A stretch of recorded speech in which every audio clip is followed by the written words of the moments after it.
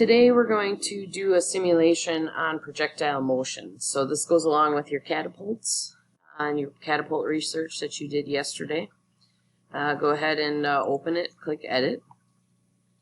And this is a simulation where you can go on to a website here and launch it.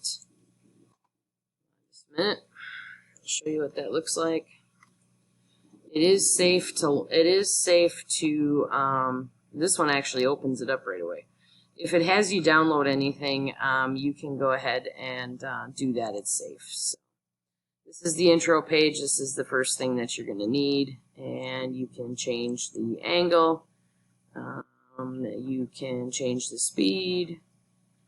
And you can change the trajectory. So alright, so this was a pumpkin, mass of 5 kilograms, and a diameter of, we can do cannonball, and we can do that guy. Hit the same. Tank shell, that's a little heavier. Let's see, that one might go farther. Nope.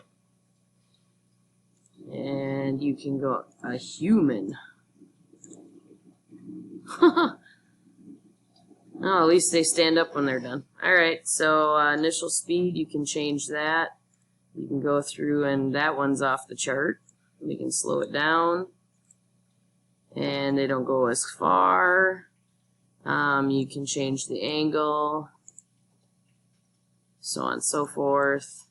Whatever you'd like to do. So play around with that and observe some things about trajectory, etc. And then there's some questions to answer here.